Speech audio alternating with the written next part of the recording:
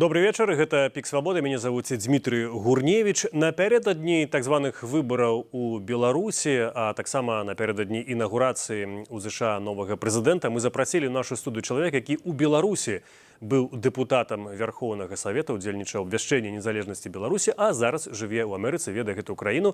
Таму сёння з маім госцем мы паговорым і пра Беларусь, і пра Злучаныя Штаты, але далёка не толькі.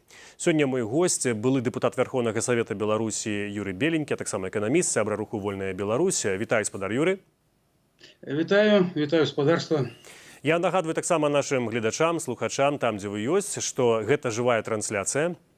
У чаце, які вы зараз можете бачыць, здаецца, з правага боку на ваших экранах, вы можете пісаць пытанні. Я пастараюся іх задаць. Я адразу скажу, што гэтае пытанне я таксама збіраў праз Twitter або X платформу. Іх даволі шмат, таму сёння мы паспрабуем як-то ўсё гэта сумясціць, ну калі часу не хопіць, то іншым разам. Сёння мы працуем з спадаром Юрыем роўна гадзіну, і каб не губляць час. Спадар Юрый, першае пытанне. Вы ў Беларусі былі ад заснавання Беларускага народнага фронту ў палітыцы, багаты палітычны досвед у вас. Пачыналі вы, калі Беларусь яшчэ была свабодная, і пазней у 96-м годзе адбыўся паварот. У Беларусі усталявалася дыктатура, адбыўся канстытуцыйны пераварот, але тым не менш вы, як палітык, і ваша партыя, кансерватыўна-хрысціянская партыя БНФ, магла дзейнічаць або легальна, або паўлегальна. Як вы думаеце, ці сёння ў Беларусі увогуле магчыма хоць нейкая дзейнасць людзей, якія б хацелі штосьці рабіць, нейкі актывізм, ну я не кажу, не ведаю, палітычная дзейнасць, але ў всякім разе тое, што мы называем беларускім рухам, беларускай справай? Ну, трэба згадаць, што 1988 год, калі быў створаны Беларускі народны фронт, гэта была савецкая сістэма, савецкая дыктатура, і не было ніякіх палітычных партый, не было незалежнай Беларусі. Гісторыя дала такую магчымасць нам дзейнічаць. Я тады увайшоў у склад Талакішча, дарэчы, не было Народнага фронту.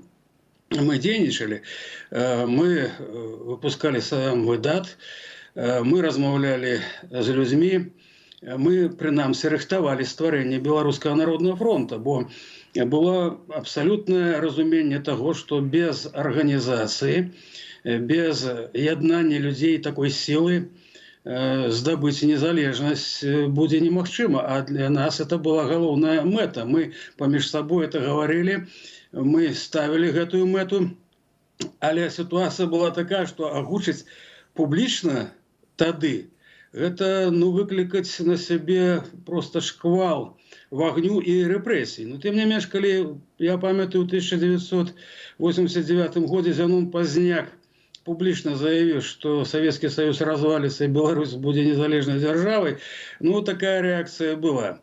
Не толькі з боку камуністаў, палітычнага собеседніка, калі вы памятаеце, такое выданне было, ну, кшталту сённяшніх прапагандыстаў, але і на многіх калег наших, которые казалі, ну, народ ще не саспеў, ще не час, вось навошта такое было казаць. Тым не менш, калі не казаць гэта, то як людзі да гэтай ідэі дойдуць, як яны пачнуць спрымаць яе як хорошую ідэю, іхнюю ідэю. Таму насуперак стэрэатыпам, насуперак той сітуацыі, якая была ў краіне, мы гэтую ідэю неслі. Прынамсі, ну і рэакцыя КДБ, конечно, была, я памятаю, на паседжанні Талакі.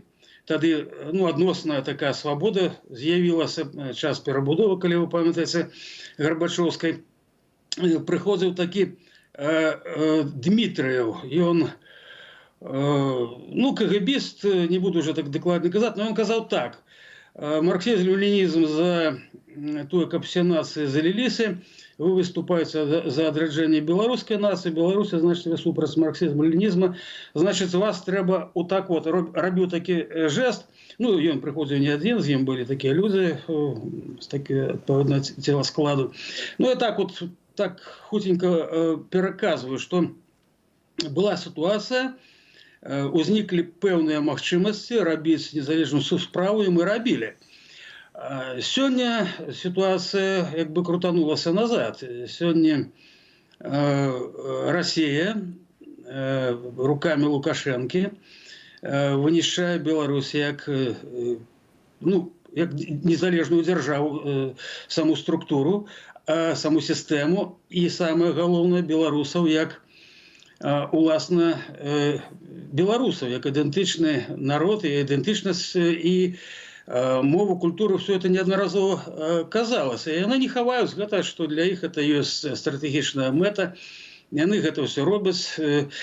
Гэта ж не значит, что мы повинны скласці вот ручки и змириться с волей лёсу. Першае, я бы рекомендовал на сегодняшний день, то есть сегодняшние есть конкретные реалии, не подставляться на любые провокации, не идти на эти выборы, где ведаючи вас могут просто схапиться, потом приписать вам, что вы там робили некие дзеянні. Але работа повинна быть такая. По-перше, ни в якім разе не отсекать самого себе от крыніц информации. Быть у курсе. Конечно, меры безпеки повинны быть, але вы повинны быть у курсе того, что отбывается. Вы повинны слухать незалежніцкія СМИ, ресурсы. В першую чергу, конечно, это Зянона Пазняка и тых людей, які з ім, бо гэты чалавек всем своим жыццём и структурой, якія з ім засведчылі свою адданасць Беларусі и свой потенциал велізарны палітычны дзеля гэтай мэты. Другое, акуратная повинна быть праца з людзьмі дзеля того, каб беларуская ідэя яна не памірала. Тлумачыць, у чым перавага беларускай нацыянальнай ідэі, у чым перавага існавання незалежнай Беларусі у параўнанні з тым, калі Беларусь была калоніяй, як, ну, скажем, Татарстан, там, Чечня, ці іншыя суб'екты Расійскай Федэрацыі. Многім здаецца, што это на паверхні, это все зразумела, але гэта далёка не так. Просто рэчы часам людзям просто трэба тлумачыць і паўтараць. Мой палітычны досвед гаворыць, што часам вот, на пачатку, в 90-х годах мы рабілі такую памылку, што лічылі, што людзі все разумеюць, бо это же на паверхні. Это же так ясно, просто. Оказывается, не. Треба просто рэчы людзям тлумачыць і гаварыць. Вот это самое минимальное у сённяшняй ситуации, что бы я прапанаваў людзям. Бо наступіць момант, калі ваша энергія спатрэбіцца зноў для того, каб аб'яднацца ў ту арганізацыю, якая она павінна быць, узнікне як Народны фронт, якая здзейсніць перамены ў Беларусі. І самае галоўнае, вот чым я могу параўнаць конец 80-х и сённяшні стан. Многие люди в Беларуси в конце 80-х ну, у силу вот этой вот шматгадовой пропаганды советской лічылі, што яны нічога не могуць зрабіць. Робяць іншыя людзі. І нават калі выборы першыя былі прэзідэнцкія, многія людзі казалі, вот чаму з Лукашенко, хай ён прыйдзе, ім пакажа. Каму ім это уже асобнае пытанне. Но самае галоўнае, каб сённяшняе беларус, асабліва маладое пакаленне, разумела, што ад яго, ад цябе, ад канкрэтнага чалавека залежыць лёс Беларусі, ад тваіх дзеянняў.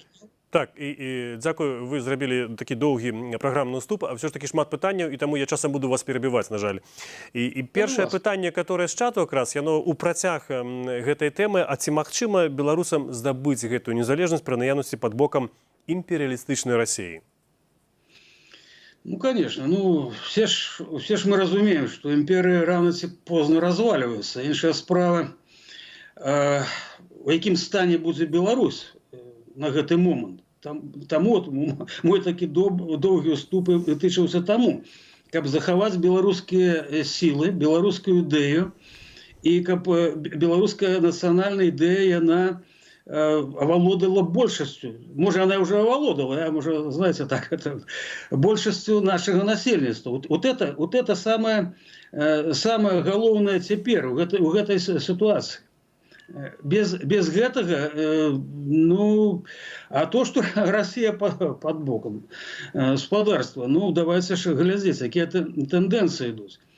Прынамсі, маё цвёрдае перакананне, з улікам того, што зараз адбываецца у России, в Украине, в Америке, что заходний свет, ну, в первую чергу Америка, коли б мели демократичної країни політичну волю, питання вельми радикальне було б вирішено з Росією і, ну, відповідно, з війною в Україні. На жаль, ну, по певних причинах цієї політичної волі немає. По яких причинах? Ну, по-перше, что Америка так само ж неоднородная. Вот это вот супротивостояние левых, ну так бы мовить, либералов и консерваторов у Америці, и оно довольно моцное. До речі, я думаю, вот вы в Польше это назирали, может быть, только там, ну, своя специфика, але якраз вот наявность вот такого супротивостояния, и, конечно, тут же завязаны многие приватные интересы певних корпораций, завязаны интересы многих корпораций на Китай, что ведомая речь. Тут это целая такая система. Але вот уявить бы себе, что вот эта вот могутная держава с таким потенциалом, как Америка, вот захотела бы сегодня, я так гипотетично кажу, вирішити питання з Росією, Україною і Білорусією. Це було б справді вирішено не за 24 години, як Дональд Трамп казав, але достатково хутко. Тобто потенціал Америки і потенціал Росії не сопоставимі. Інструментарій у Америки просто велізарний. Ну що ж, поживемо, побачимо. Ну, менавіта тут це було чергове питання, одно, здається, з Твіттера або платформи X. Виходить, що республіканці і демократи списали Білорусі Україну. Я зараз цитую з пам'яті це питання. Не так. Я розмовляв у Америці з одним былим дипломатом, вельми прихильним до Білорусі. І він сказав так: на жаль, причому це не залежить від демократів і республіканців, на жаль, у Держдепі Злучених Штатів Америки реальна ситуація така, там чиновники працюють. Ну, звісно, вони там, хтось прихильник одної політичної сили, хтось другої, хтось, може бути, третій.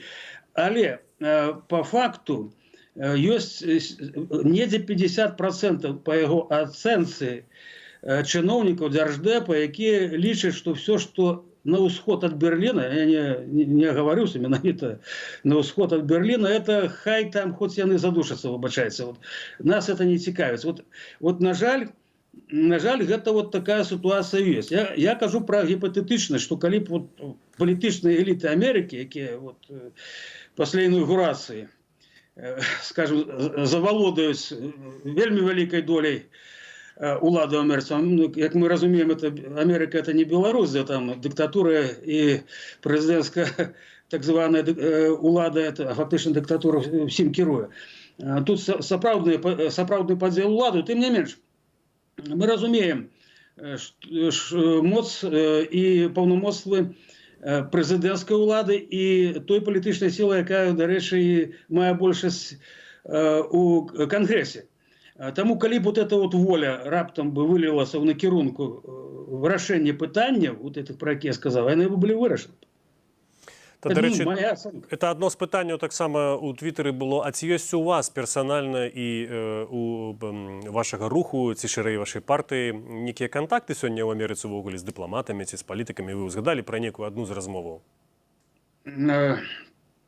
Контакты есть. По правде сказать, Беларусь не есть таким приоритетом для американского истеблишмента, каб, ну, сапраўды працаваць з тымі людзьмі, якія, ну, і засведчылі сваю палітычную пазіцыю і прыхільнасць дэмакратыі, прихильність каштовностям заходнім, ну, как бы супольно працювати. І знов-таки я вже сказав про це погляди, які існують у Держдепі. Ну, давайте так, уявимо, що 50% там от мають таку позицію, не вельми прихильну, і наверсе президентська большасць это та, якая мае такую ж пазіцыю. Конечно, это контакты абмежаваныя будуць не вельмі добра. Калі вот это вот 50-50 пахіснецца ў наш бок, я думаю, контакты пашырацца і зусім іншая будзе супраца. Пасля прыходу Дональда Трампа нешта зменіцца, на вашу думку? Ну, безумоўна, зменіцца. Іншая справа... У які бок? Вот тут бы я хотел вам сказать, что можно измениться по-разному. Адзінае, вот я вот хочу сказать для тых людей, которые так, может быть, разгубились, бо падчас выбарчай кампании вельмі такая могутная шла кампания у СМИ супраць Трампа, бо ну, процентов 80 тех же американских СМИ это ну, прихильники іншого політичного лагеру. І так, стваралось такое ўражанне, што там ну, Трамп такі несур'ёзны чалавек, і ён там нейкія глупства будзе рабіць. Пры этом як бы забывалася, што Трамп жа быў 4 гады прэзідэнтам, і прынамсі многія станоўчых рэчаў зрабіў. Ну, это як бы заціралася. Таму прынамсі не забываем, шановне господарство. Я такую параллель бы провел. Я сам вот працаваў начальника финансового отдела завода и знаю, что такое вот, ну, вот эта микроэкономика, так, вот, что такое вот такі организм завод. Я вельмі поважаю людей таких, які працуюць у бізнесе и разумеюць эту систему дачынення и что это такое. Потому что мне приходилось стыкаться наоборот с людьми, которые далекие от подобных рода деятельности, и, ну, не выявляю, что такое приходить в 7 раніцы на працу и сыходить у 8-9 гадзін вечера. Так, и это месяцами такое, вот, да, как выжить, вот. Трамп – это человек, який ведает, что такое реальная экономика, и он ведает, чим живе реальный сектор экономики, и он в тым ліку і валодае пытаннем міжнародных стасункаў у макроэкономіцы. Тут зноў-таки кажу, цікава, в які бок гэта пойдзе. Вот тут такая хисткая невызначенасць, я бы так сказал. Ну, у гэтым кантэксце як вы ацэньваеце заявы і што яны ввогуле значаць там пра Канаду як 51-шы штат, ці пра Грэнландыю, бо яны у Еўропе не до конца зразумела, ці гэта жарт быў, ці гэта ўсур'ёз. Ну, послухайся, ну вот многие серьезные политики с часом закинут что-нибудь тему, ну эта тема пачынае жыць і пачынаюць абмяркоўваць, так, закидывают что-нибудь такого фантастичного, а потом с этого фантастичного, ну, 50% может быть ажыццёўлена, так. Прынамсі, увага, хто говорил про Гренландию? Кому эта Гренландия была потребна? Акрамя там, может быть, вучням, які вывучаюць географию в школе. А теперь раскрывается, что, оказывается, у Гренландии там велизарные залежи редкоземельных выкопневых, які потребны, что Гренландия мае геостратэгічнае значэнне у тым ліку у супрацьстаянні заходняга света з Расіяй і Кітаем. І ведаеце, з гэтага ўсяго можа ўзнікнуць нейкая новая канфігурацыя. Это ж не значит, что реально Трамп завтра захопіць і выкупіць Гренландію. Але пэўныя захады могуць быць зроблены і зроблены ў станоўчым накірунку. У любом выпадку для Беларусі кепска, калі ўзмацняецца Расія, і добра, калі ўзмацняецца Амерыка. Таму, калі геастратэгічная тэрыторыя Гренландыі будзе пад кантролем Амерыкі, а не Китая і Расіі, гэта добра Беларусі. Вот я так бы... у гэтай краіне ёсць база НАТО, амерыканская база. Што яшчэ можа быць лепш? Паслухайце, а здабыча, скажем, каштоўных выкапняў і сістэма супрацьпаветранай абароны такая, якая бы прыкрывала бы... Дарэчы, мы ж не ведаем, мы часам так мяркуем пра сістэму той же проціракетнай... Там якраз амерыканская сістэма стаіць. Так. Мы мяркуем, знаете, так ускосна, но спецыялісты, калі пагаворыш, яны некаторыя такія нюансы расказваюць, про якія мы нават і не здагадваемся. Трамп – це чоловік, який був президентом, і який має контакти зараз і з військовцями, і з аналітиками, з спеціалістами спецслужб. І ёсць, напэўна, у іх прапановы, есть перасцярогі. Ну і не все ж трэба агучваць. Наадварот, слухайце, я калі часам гляджу украінскія каналы, у тым ліку, якія працуюць і тут, з Амерыкі, мне хочется, ну вот, сказать, дороженькие, спынитесь, навошта вы рассказываете, какие слабости в украинской армии, как применяется то ці сёе узброение, характеристики. Вы выдаете ворогу такую информацию, каб здабыць якую, трэба было провести велизарную працу, иметь агентурную сетку и іншыя сродки разведки. А вы сами это все рассказываете. Ну это так, до слова. Тому я просто хочу сказать, что давайте оценивать то, что говорит Трамп, не так, что вот он взял и рассказал все, что он мяркуе зарабіць, какие есть небяспеки для Америки, какие есть планы. Вот это будет самый правильный подход. Угу. Спадар Юрій, ще от питання так само з Твіттеру було, з платформи X, я буду повторяти. Що може спинити поглинання Росії і Білорусі апроч Третьої Сусветної війни? Ну, тут вельми все просто. Я может быть, не раскрыл в первый свой час вот это. На сегодняшний день потенциал России и Америки, я не кажу уже Европы, несопоставимы. Магчимости России и Америки несопоставимы. Коли Америка проявит волю, то Россия тихенько, спокойненько заберет свои войска из Украины, выплатит репарации и выйдет с Беларусью. Бо инакше Америка может такую ей учинить, такое житцо, что им житцо у Паўночнай Кореи раем сдастся. Іншая справа, что есть же Германия. Вот пару дзён назад польскі палітык Пётр Кульпа, напэўна, вы ведаеце, ён вельмі любіць нават некаторыя эпатажныя такія матэрыялы рабіць з украінцамі. Ён зрабіў такі матэрыял з такой назвай, можна сказаць, эпатажнай. Па-расейску это гучыць так, хто захоча на Ютубе знайсці. Германія заказала России войну в Украине.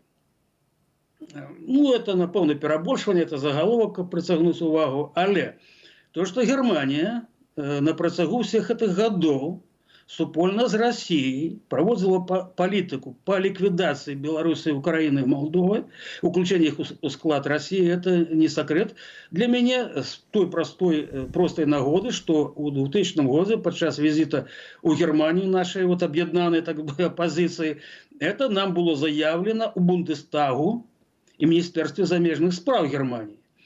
Открыто и демонстративно, что мы реинтегровали ГДР, вы повинны реинтегроваться у склад Российской Федерации, яка далеко просунулася на шляху демократии. Эта политика проводилась. А зараз проводится? Вибачайте? А зараз? Німецька політика відносно Білорусі? Ці ширей, магчыма, нават нека європейська, ну, хутчэй заходнеєвропейська, Франція. Это так само одно з питань. Ну, это уже питание можно долго говорить, потому что тут могут быть и этапы певные, скажем, 90-е, 2000-е. Я про сёння кажу тільки. И певные, значит, ну, скажем, варьирование. Але стратегічна гэта было вельмі конкретно вызначено. Больше того, я тогда у 2000 году мел гутарку тет-а-тет со спадаром Гансом Георгом Віком, и он мне докладно сказал, что пытанне Прусі еще будет вырашаться. Я памятаю, тогда у меня пытанне возникло, а як же Хельсинские погоднения? А потом, да, потом это все загучало. Спочатку Лукашенко заявил, что хельсинские погоднения повинны быть, ніхто тогда не успрымаў серьезно. Потом Макей уже, а потом почалися падзеі с аннексией Крыма и так далее. То есть, как было разумение, что Германия мае свои мэты не толькі у забеспячэнні сябе расійскімі таннымі энерганосьбітамі, але яшчэ вот такія вот мэты. Бо спадар Вік это не просто человек, это человек, который узначалил БНД, спецслужбу Федеративной Республики Германии. Это человек, такие речи просто так казать не стал бы. Я хочу просто так само засведчыць для наших гледачоў на Ютубе, што я бачу пытанні ўсе ў чаце, я паспрабую іх задаць, магчыма, у другой палове, бо у нас яшчэ ёсць просто па нашым плане трошкі некалькі пытанняў, а пазней мы перайдзем больш актыўна да іншых. Спадар Юрий, прабачце, я вас перабіў, вы можете дакончыць думку. Так. Тады давайте пойдзем далей, бо вельмі шмат пытанняў яшчэ. Пытанне, все-таки вы згадалі пра тое, што вы працавалі загадчыкам фінансавага аддзелу, вы працавалі на заводзе Амкадор, здаецца, калі не памыляюся, вы эканаміст. Я начальником финансового отдела завода «Ударник» концерна «Амкадор». 9 годов працаваў с 1986 по 1995 год. Ну, ось, вы ведаеце беларускую эканоміку вельмі добра, зрэшты вы эмігравалі некалькі гадоў таму, як і большасць беларусаў тых, которые выехалі за апошнія гады. Скажыце, ласка, як вы сёння ацэньваеце сітуацыю эканамічную ў Беларусі? Натуральна, з тых лічбаў, которые вы бачыце, агульнадаступных, таму што Белстат рапартуе пра неверагодныя поспехі. Сёння Лукашенко выступаў, таксама казаў, што і прагнозы неверагодныя. Ну, ведаеце, любы эканаміст скажа, такія прыклады банальныя. Валовой внутренний продукт можно як полічыць. Один человек выкопал яму, другой закопал. Значит, все это вошло в валовой внутренний продукт, а на выходе нуль. Вот. Тому это такие, знаете, гульни, и такие штучки можно робить, можно показывать что за угодно. Гаворка у сучасной экономіцы, да не только у сучасной ідзе про тое, якія тэхналогіі сёння ёсць, якія ёсць тэндэнцыі, якая якасць працоўнай сілы, якая, ну, скажем так, стратегія, грашова-фінансавая палітыка. То есть это вот набор, ну, як бы банальныя такія рэчы, все пералічваю, але давайте, может быть, вот я тут как раз в Америке живу. Америка колись была диким краем, и сегодня это передовая держава свету. А як так сталося? Люди вот задумываются сине, вот, чому раптом? Вот, країна емігрантів. Вот. Ведаеце, апошнім часом гэтае пытанне падымаецца часцей і часцей агучваецца. А Америку богатой зрабіла протестантская этика працы. Это, прынамсі, эканамічная катэгорыя. Люди, якія эмігравалі ў Амерыку, это значная частка пратэстантаў, якія, ну, працавалі як для Бога. Чалавек, які стварае эканоміку, вот это ёсць аснова. Калі ў Расіі у мазгах у працаўнікоў у першую чаргу як забраць Басфор і Дарданеллы, а ніяк уладкаваць сваю гаспадарку, ці як мінімум пакасіць быльнёг каля хаты, такая нацыя не будзе мець перспектывы і добрай эканомікі. У Беларусі якраз беларусы у параўнанні з расейцамі, тут вельмі вялікая розніца. Гэта людзі, якія не былі адсечаны вот ад сваёй спрадвечнай вот такой працавітасці і свайго такого менталітэта стваральнага, такого забеспячэння сям'і, свайго дабрабыту, ну, інакш кажучы, ну, нармальнай еўрапейскай погляду у гэтай сферы.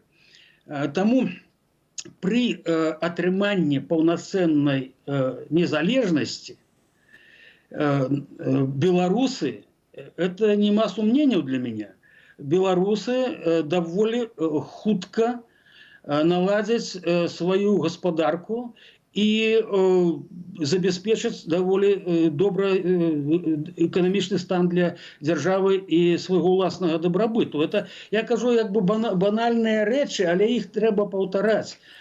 Тому что пропаганда может говорить что заўгодна. В конце 90-х, 80-х, выбачайце, яны казалі, што незалежная Беларусь не может існаваць, тому что няма нафты. Хотя мы же говорили, Япония таксама нічога не мае, але это одна з перадовых экономік свету. Але это не гучэла. Гучэла пропаганда, і яна, дарэчы, знаходзілася водгук. І простыя такія прыклады з Японіяй, ну, часам яе разбівалі, эту пропаганду. Гаспадар Юрый, давайте про санкции одну хвилинку поговорим. На вашу думку, ці ёсць санкции карысныя у дачыненні да Беларусі і ці ёсць шкодныя? Ну, карысна маецца на ўвазе пад нейкім ціскам, я так разумею, это пытанне з Твиттера, каб прымусіць рэжым да нейкіх дзеянняў.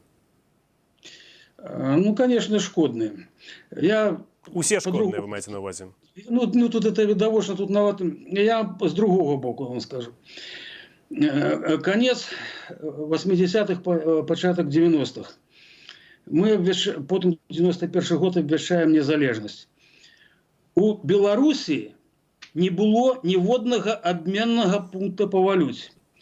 Калі я адпраўляў свайго дырэктара ў камандзіроўку за межы, я пералічваў савецкія рублі ў Маскву, і потым эта працэдура займала 2 тыдні, ехаў сам туды, атрымліваў у банку гэтыя, ну, там даляры, ці маркі тады, ці іншая там валюта, прывозіў.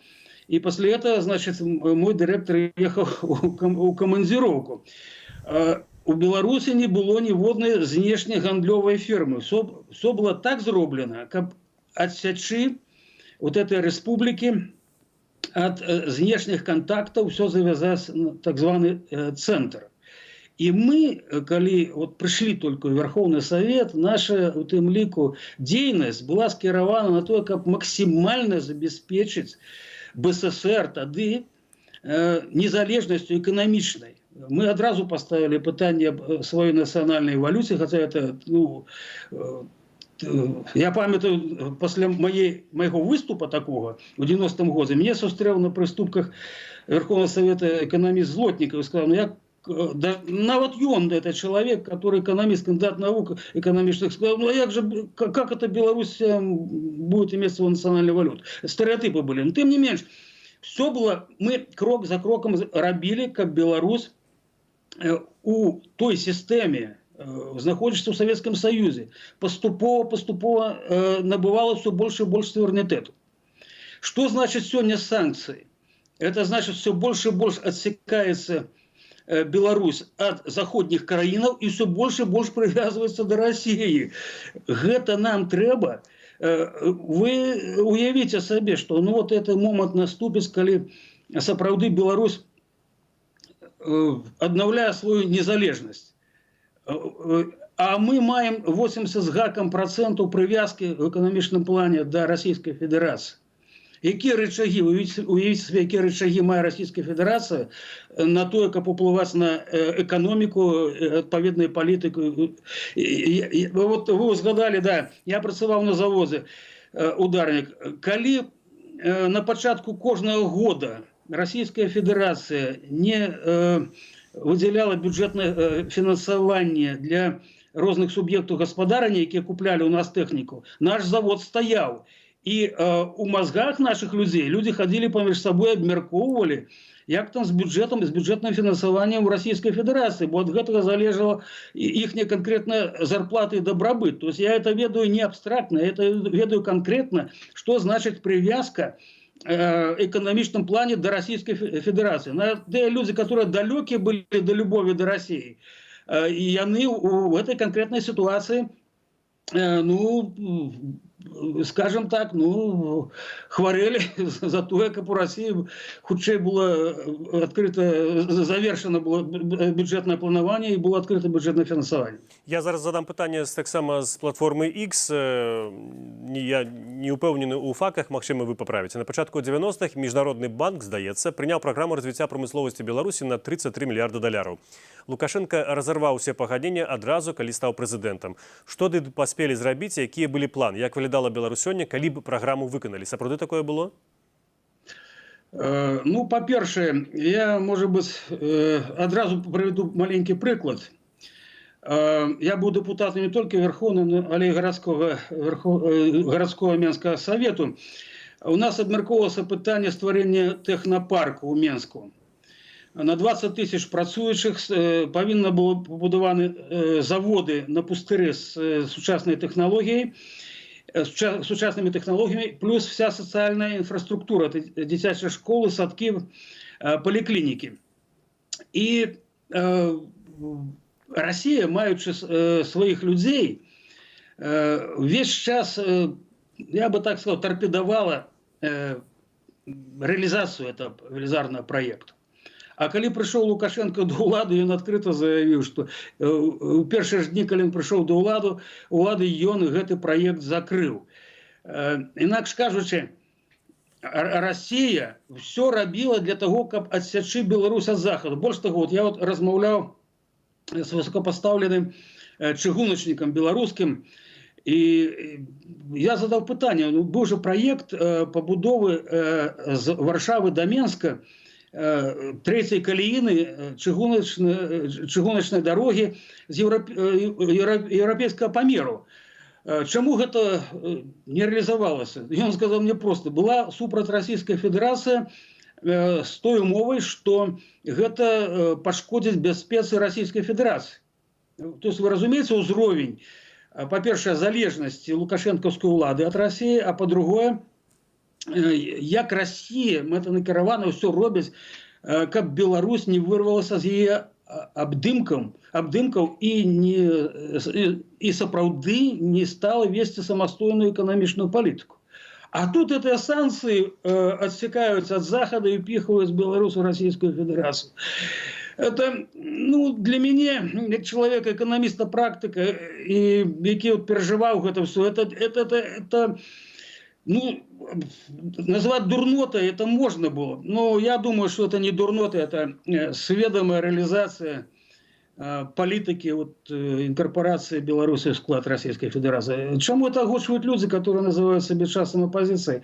Ну, частка из них просто не разумеет, а частка это ну, невялікая, которая асабліва не высоўваецца, сведома это робіць на карысць России. Ці толькі, да рэчы, Расею. Тут чарговае пытанне, яно датычыць якраз Амерыкі. Сёння гадавіна прыезду ў Беларусь былога прэзідэнта ЗША, тагачаснага Билла Клинтона, 94 год. И вот человек цікавіцца, ці нясе адказнасць ЗША і канкрэтная адміністрацыя Клинтона за тую хаду падзей у нашай краіне рэгіёне, якую мы сёння маем. Не разбройванне Расійскай Федэрацыі, але перадача ядзернай зброі АДРБ Украіны, Казахстану, Расіі.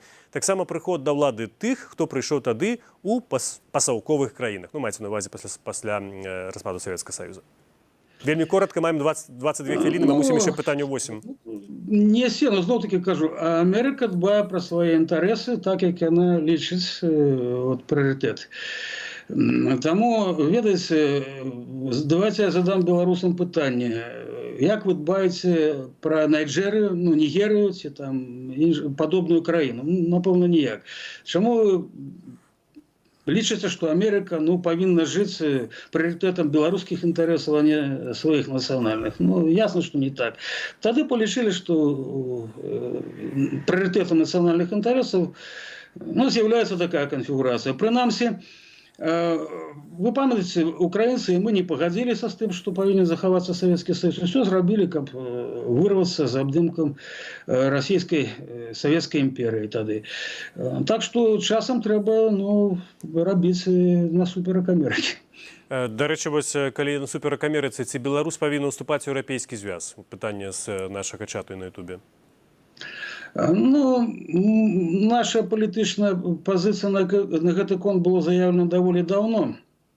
Мы былі за тое, каб уступіць у НАТО, але ўстрымацца ад уступлення ў Еўрапейскі Саюз. Ну, это з улікам Германії, всего того, што мы ведалі і валодалі той інфармацыяй, это было для нас вельмі небяспечна. Это могло прывесці да нехорошых вельмі вынікаў. Таму, а НАТО это приоритет, конечно. Да. Але гэта змянілася наконт еўразвязу? Все ж таки Нямецчына тады была трошкі бадай іншай, чым цяпер. Цяпер Нямецчына дапамагае Украіне вельмі моцна. Моцна? Вы лічыце это моцна? Ну, так лічаць эксперты. Я тут толькі магу ретрансляваць некаторыя меркаванні. Ведаеце, я так не лічу, што Нямецчына дапамагае моцна. Прынамсі, узгаданы мной Пётр Кульба заявіў, што пры Меркель была фактычна знішчана германская армія, германскія збройныя сілы былі даведзены да вельмі кепскага стану.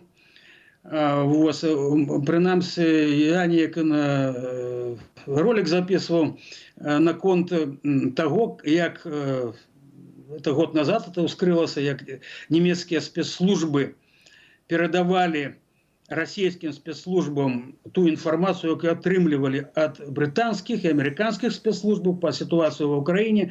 Вот вам ілюстрацыя таго, што рабілася ў Нямецчыне.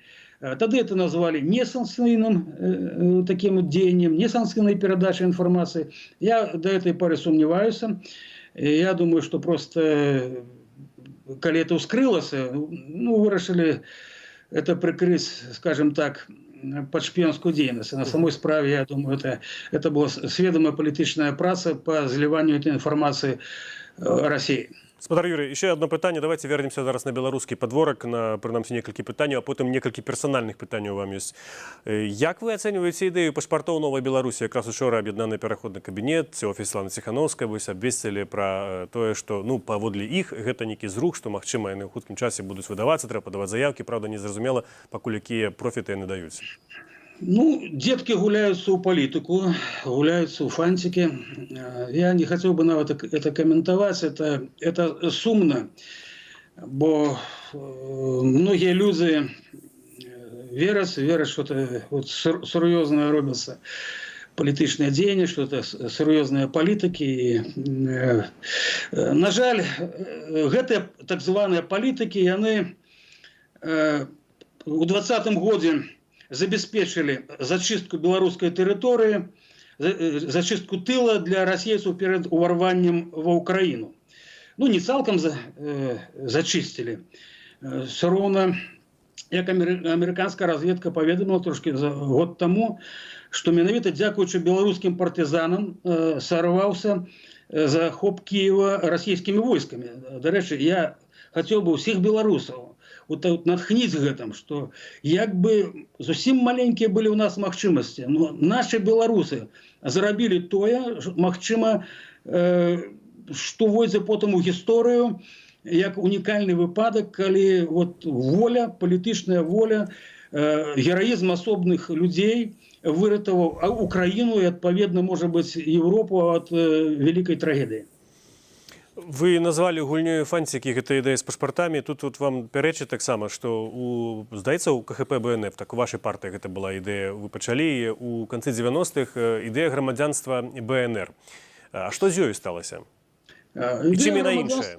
Это была ідэя яднаць людзей, якія стаяць на гэтых прынцыпах. Это же не было ідэя рэальна, што мы збіраліся выдаваць пашпарты, якія мелі бы международное признание, адпаведную юридичную силу при выкарыстании. Это была символичная идея об'яднання людей. И, до речи, я думаю, что вот вы зараз нагадали, может быть, придет час вернуться до этой идеи с уликом той ситуации, какая есть у Беларуси и вокруг Беларуси. Яшчэ чарговае пытанне таксама з Твіттера, вельмі шмат вам іх было. Пытанне, пачакайце, зараз я згубіў гэтую думку і гэтае пытанне. Ну, давайте перайдзем пакуль да чарговага. Гэта пытанне наконт незалежных беларускіх медыя. У вас пытаюцца, ці сапраўды яны беларускія і сапраўды незалежныя і пра беларускія. Вы самі недавно узгадвалі пра слова СМІ, але вы казалі толькі пра Зенона Пазняка. Але ўсё ж такі Зенона Пазняка, ну, хіба што няма сваіх уласных сродкаў масавай інфармацыі, а што з іншымі? Ну, вот я узгадаў Германію, так? И не только я, вот один из былых генералов СБУ украинских, здається, Мельниченко, його прозвище, забув, генерал-лейтенант, он привозив приклади вот этой вот такой работы Германии супроть наших незалежных краин. И вот эта Германия, финансуя некоторые СМИ, і як ви думаєте, вот это СМИ, вони сапраўды самастойныя у правядзенні сваёй рэдакцыйнай палітыкі і самастойнае вызначэнне прыярытэту? Ну, я ж бачу, што не, я ж бачу, што это шмат гадоў гэтыя людзі, не буду называць адзін рэсурс, но гэты чалавек кожнага свайго суразмоўцу выцягвае на тое. А вот Зенон Пазняк там гаворыць, что агентура, ну-ка давайте, и ха-ха-ха, вот это вот.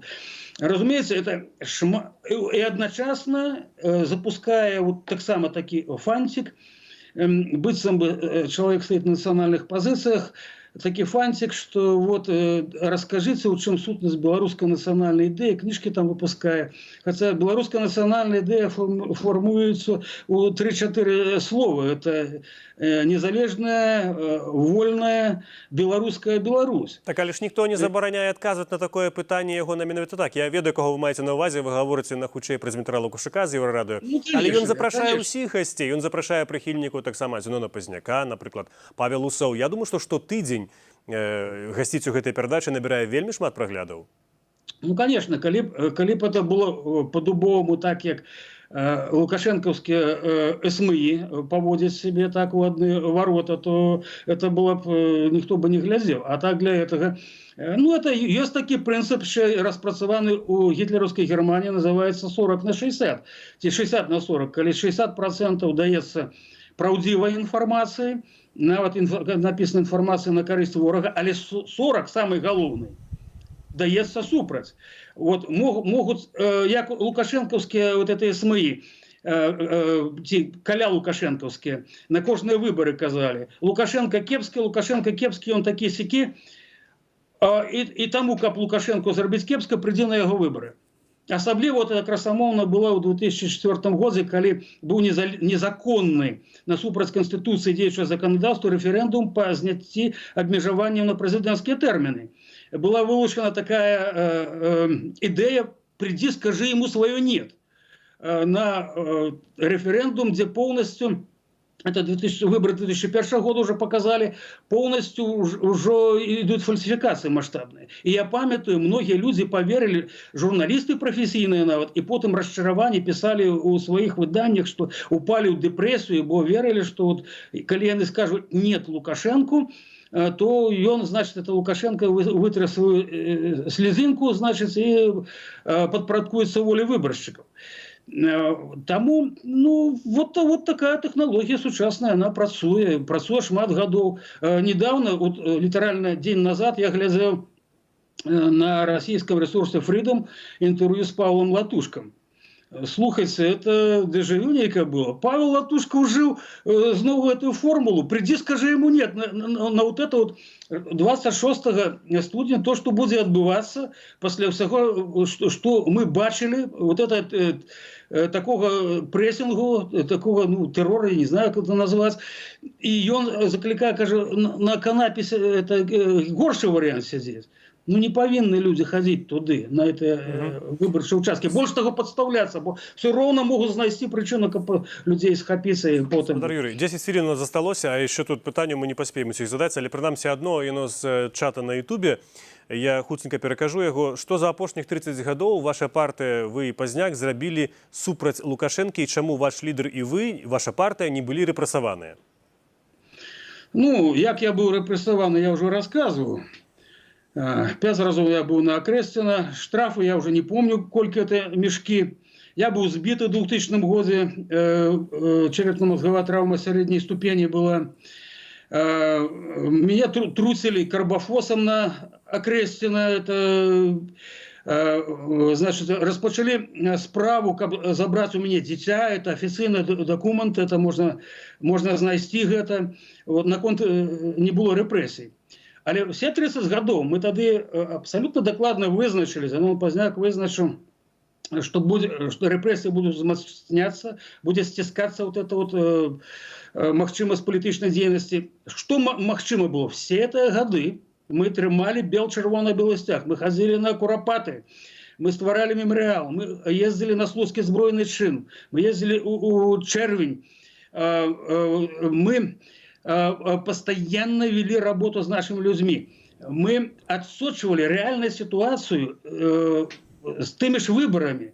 Латушка вчора он говорит, что у 2020 году большиня людей супраць Лукашенко выступила. Ну, навошта ж такую неправду казаць? В 2001 году мы уже назирали на выборчих участках, мы имели полную информацию. Лукашенко проиграл с великим треском номенклатурщику Гончарику. И все это, глядите, зараз заборонили стяг, заборонили, ну вот воклич «Живе Беларусь». Мы шли, я бы мог, до речі, мы шли от Годинникова завода на Куропаты со стягами и с вокличами «Живе Беларусь». Я бы мог, есть у меня 2 видеозаписи ментовские, когда меня судили, представили у суд, где мне перед гэтым превентивно менты погрожали. Там штрафами, отсидками и всем остальным. Вот это весь час мы были под этим прессингом.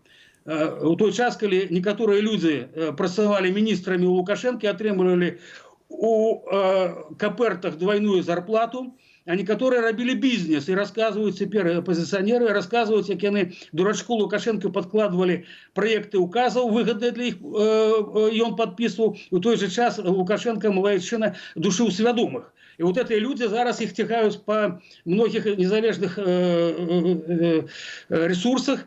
И вот 26-й они собрались, до речі, разом будуть ще некую імпрезу робити у день гэтай, фактично трагічний день для белорусской демократии, незалежности. Вот это шабас відбувається. Ви маєте на увазі конференцію у Варшаві, присвячену, якби, ну, так званим виборам? Ну, там, ну, уявите себе, коли б Лукашенко висельні поставив шибениці і людей вешав там би. Яны бы так само зробили эту пьянку-гулянку где-нибудь у этом самом респектабельном этом варшавском ресторане насуперек волі это самое Лукашенки. Вони навіть не розуміють абсурдно, що вони роблять, ці люди. Спадар Юрій, мало вельми часу, я буду просити вас по хвилині відказувати на кожне питання. Скажіть, питання з чата нашого YouTube-каналу, вельми гіпотетичне, ці може білоруська армія стати основою, на яку під час революції можуть опиратися білоруси? Ну, питання, я веду відказ на це питання. Я бы не хотел бы зараз у прямом эфире, бо не только слухают наши приятели, але и вороги, отказывать. Я хочу сказать так. У белорусском громадстве большиня белорусов сегодня за Беларусь. А то, что меньшесть, володая зброей, володая организованностью и репрессивной машиной, гэта не новая з'ява, выключна беларуская з'ява, это было в многих краінах свету. Мы назирали, принамсі вот недавно мы назирали у Сирии, где меньшесть володала зброей, володала контролем над краиной, як хутка это все обрынулось. Тому галоўнае, каб вот эта большасць, яна захавалася ў Беларусі, яна існавала, і ў пэўны момант это будзе вырашальным фактарам. Давайте напрыканцы, у нас яшчэ ёсць, я бачу, это 5 хвілін, некалькі такіх асабістых пытанняў. Людзі цікавяцца, ці прайшла ваша адаптацыя пасля эміграцыі. Я нагадаю, што вы ўжо, здаецца, 4,5 гады жывеце у ЗША. І чым вы займаецеся ўвогуле ў Амерыцы? Ну, я працую, бо ў Амерыцы, каб жыць, трэба зарабляць не толькі в Амерыцы. Трэба зарабляць грошы. У той же час, ну, принамсі, я выбраў такую працу, дзе я працую, пачынаючы 14:30 моя праца, вот до 10:30. А гэтыя гадзіны ранішнія для контакту з Беларусью і беларусамі у Европе. Конечно, мы каждый день, это для политика важно, каждый день живемо в інфармацыйнай прасторы, мы робім аналіз, мы абмяркоўваем, мы сустракаемся з тымі людзьмі, якія могуць даць карысную інфармацыю, ці на якіх мы можам паўплываць. Бо вельмі важна, каб жыла палітычная сіла, якая можа у вызначаны момант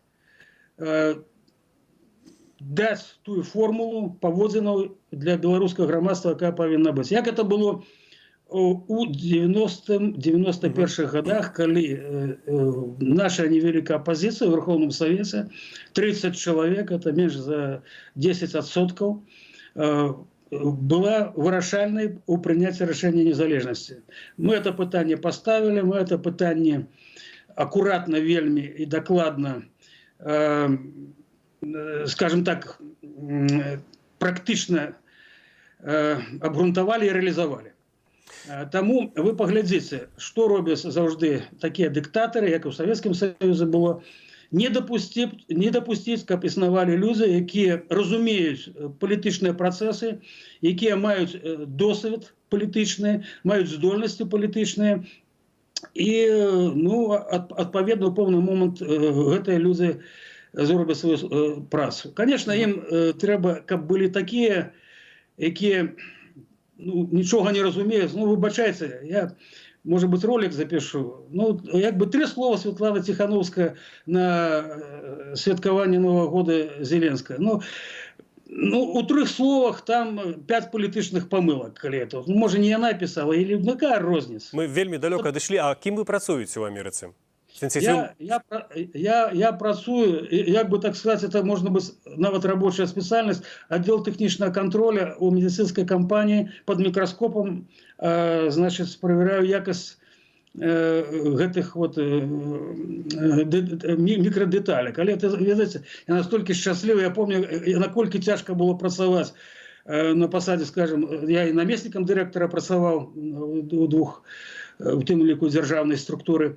Калі адказваць велізарна, а тут працуеш, і атрымліваеш і задавальненне ад працы, ад заробку і ад таго, што ты маеш шмат часу і разважаць, і атрымліваць інфармацыю. То есть это вот знайшоў самы такі нармальны сабе выход в этой ситуации. І апошняе пытанне, паколькі мне рэжысёр вяртае да рэальнасці, што нам такі 1,5 хвіліны засталося. Скажыце, галоўны міф пра Злучаныя Штаты, які разбурыўся пасля пераезду туды?